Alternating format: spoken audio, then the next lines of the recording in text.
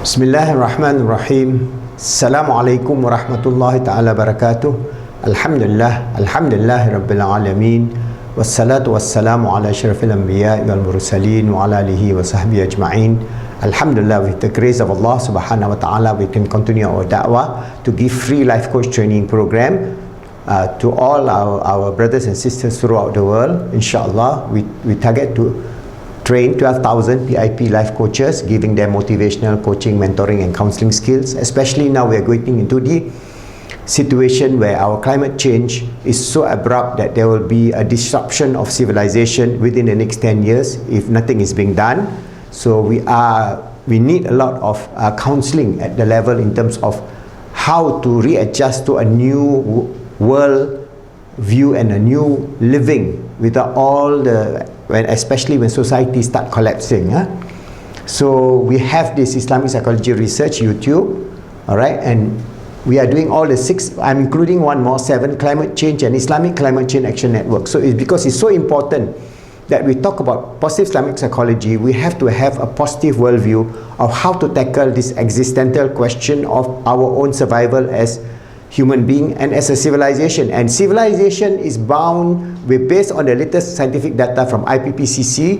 If nothing is being done, we only got 10 years. That is from IPCC, all right, International Planet for Climate Change. But for those who are from the scientists themselves, they already mentioned there will a disruption or a total breakdown of the civilization as we know today within the next 10 years.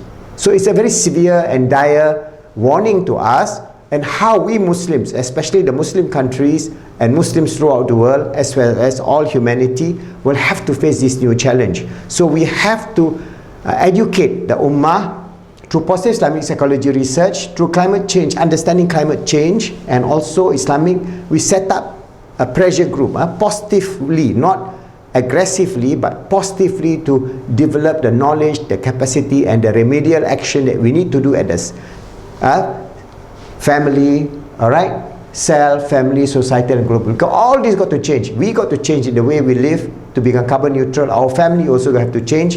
And if the end comes, how are we going to ensure that we live in Iman and Islam and Ihsan, and we die in Iman, in Islam and Ihsan, and how the society is going to be reshaped by this catastrophe in terms of climate change, and globally what are the scenarios that is going to happen within the next 10 to 20 years. All right, so we have this climate chaos, world of outright chaos, which is now is getting more and more understanding. All right, so what we need to do now is basically what we can do as Muslims to save this 21st century civilization. I have given you some ideas, all right, but what I am going to do as a person also, inshallah, is by doing all these things, we set up an Islamic Climate Action Network. We call it I can, inshallah. I can. Don't be so doom and give up. Just like some climate scientists, they already gave up. They are already withdrawing themselves, and they say nothing can be done. The world is going to end. All right, the climate change is so severe. The feedback loop in terms of the CO2 level has not hit us, but will hit us gradually over the next 10 to 15 years. And it takes 100 years to remove the CO2, so there's no way. The temperature will rise at 4 degrees Celsius instead of the 1.5.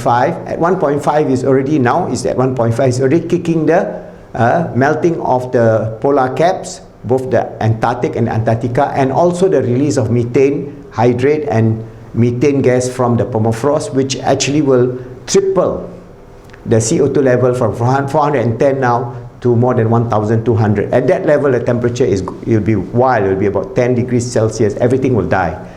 All right. So this is where these are the sciences that is going to that direction. So what we can do is how, as we Muslims, respond. That means at the self, family, society and global level, we have to create some initiative, because we have this window of opportunity of 10 to 15 years. That is what IPP says. So we just follow what the international panel of experts, climate change experts all over the world, more than 25,000 scientists working together. So, okay, we have 10 years. So we should not become an ostrich, put our head under the ground and say, oh, nothing is not going to happen. When it happens, then it will be too late. So we must be the activists to give this understanding to our family, our friends, especially our religious teachers, the Ummah, because they are talking a lot about the end of the world through the Islamic eschatology. That is good, but we have to tackle it from the perspective of understanding the sciences of climate change. All right, so ICANN will spend more and more what are the action needed at all levels for us to undertake to help shape the world, to hope for and pray for the grace, the mercy and the love of Allah subhanahu wa ta'ala, that we can continue to live beyond the 10-15 years that we have, this window of opportunity that we have before we are destroyed. If we can have the remedial action, then inshallah this civilization can be reshaped again to become a peaceful, just civilization where we have our basic needs, we can live, but not in the extent that they have extreme rich and poor, extreme poor, that everybody have a fair share of this earth, good earth, and inshallah we'll do it.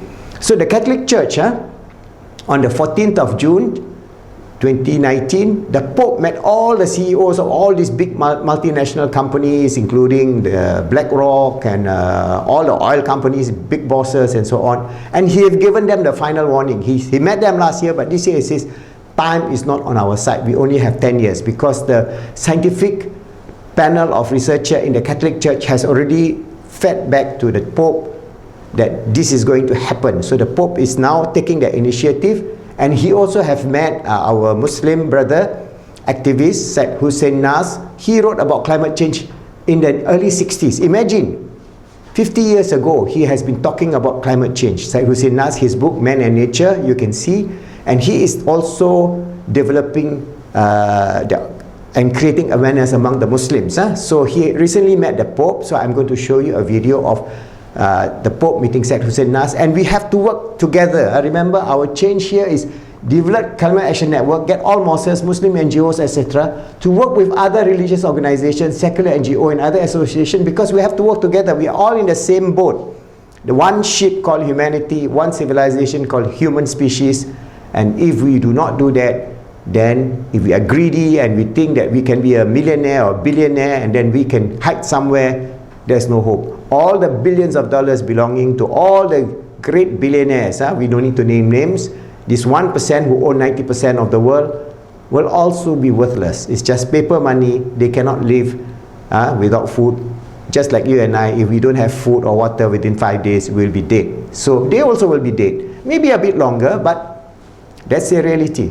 So we have to work as activists positively. Remember all the principles of positive Islamic psychology, always striving to make ourselves good, helping others to be good, and making the world good, inshallah, as a steward and as Khalifa of Allah on this earth, inshallah. Pope Francis is now back in Vatican City after a whirlwind trip through the U.S., in which he became the first pope in world history to address a joint session of Congress. There are many reasons, but part of what made the Pope's visit so special is his ability to connect with people outside the Catholic Church and the Christian faith. His talk about income inequality, climate change, for example, while rooted in Catholic doctrine, has inspired many people who aren't Catholic. Which raises the question, how do other religions deal with these issues? And could Pope Francis start a multi-faith push to deal with poverty and climate change? Let's ask Dr. Syed Hussein Nasser, Professor of Islamic Studies at the George Washington University. Dr. Nasser, it's been a while. It's great to have you back with us. It's a great pleasure to see you again. Thank you. It's such an honor to have you on the program. Thank you. The Pope has made climate change and income inequality a big part of his mission, at the core of his mission. How does broadly speaking, I realize anytime you talk about the Islamic world, it's like talking about, all Protestants or something. I mean, there's not a central figure like the Pope who defines doctrine. But in general, how does Islam deal with these two topics of poverty, income inequality, and climate with these change? two topics, or with the Pope's statements about these both, topics? yeah, yes, with the Pope's statements, yes. As far as the two topics are concerned, of course, combating against excessive poverty and a greater justice in distribution of wealth is part and parcel of Islamic teachings and traditional Islamic society. We never had such a vast difference between the very rich and the very poor that you have now in some countries, especially oil-producing countries in the Middle East, as well as in the United States itself. But the issue today, as addressed by the Pope, will surely rekindle a lot of interest within the Islamic world to turn to these Islamic teachings again.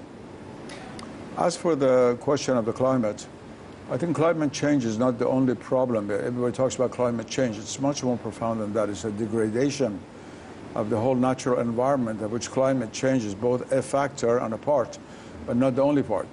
I think we should look at the bigger issue of the whole impact of modern man with new technologies and industries upon the natural environment, which of course climate change is a very important consequence and also agent, both of these. I've been for 50 years talking about this. And the interest in this began more in the West than in the Islamic world or India or other non-Western civilizations and countries. Because also the crisis began here. And the first Stockholm summit in 1970 was not called by Muslims or Buddhists or Hindus. It was really called by Western people, by Morris Strong and a number of people in the United States and Northern Europe who were seriously interested in these issues. But during the last 2-3 decades, greater interest is being shown. I will not talk about Hindu India or Confucian/Communist China, but just stick to the Islamic world. There has been greater interest in the Islamic world in this issue, but not really that seriously. And I think the call of the Pope would be a very important one, so that the Muslim leaders, religious, philosophical, social, even political leaders, will heed this call and pay more attention to this issue. However, I have a certain reservation about this whole approach, because I've been dealing with the environmental crisis for half a century. I wrote the very first book on the spiritual and religious roots of the environmental crisis. When I gave the Rockefeller Series of lectures at the University of Chicago in 1966, that's a long time ago, almost 50 years ago. The one dimension that is missing in the current debate is the importance of our changing our understanding of nature, what nature is. If you try to work within the parameter of modern science and technology, everything comes out to be cosmetics ultimately. We need a more profound change. I'm very happy with what His Holiness has been saying about the environment. That's wonderful. But he has not as yet issued or tackled the more philosophical and scientific elements that are involved. And I do not only mean modern Western science, but science in the sense of the knowledge of nature. Would that be a sort of a direct, and I know you've met the Pope, in fact. Yes, we met in November in the Vatican. Yeah. We spoke together. I led an Islamic delegation, following, in fact, something about which the present Pope made a critical comment. Namely, after the Regensburg address of Pope Benedict XVI, as you know, that caused a furor in the Islamic world. And instead of reacting just violently, a number of people, led by Prince Ghazi, the cousin of the King of Jordan, myself and others, created a declaration called the Common Word, which we sent to various Christian groups. And after a while, the Vatican took interest. We had these meetings in the Vatican on the basis of the Common Word and trying to work together on major issues of better understanding. And it was the last meeting, actually, which I had led in the Vatican itself, where I met the Pope, yes. Talking about the way that we view the environment, are you suggesting that we should challenge the Cartesian worldview that nature is a machine, basically, and rather acknowledge it as alive and sacred? Absolutely.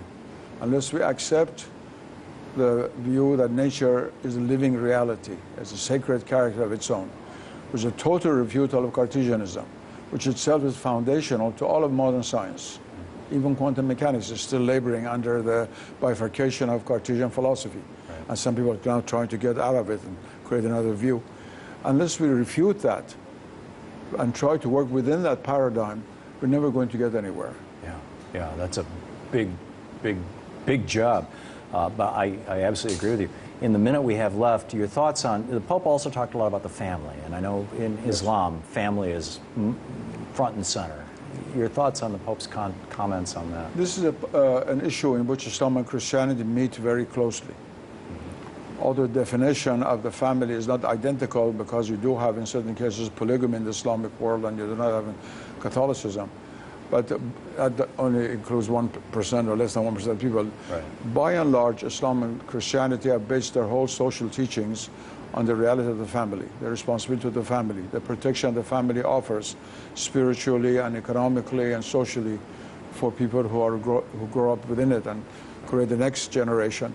Yeah. In all of these matters, Islam and Christianity, not only Catholicism but also Protestantism and Orthodoxy, and also Judaism, have a great deal in common. Yes. Yeah. Dr. Nasser, it is always a pleasure and an honor to have you with us. It's my great pleasure. Thank you so much, Thank sir. you.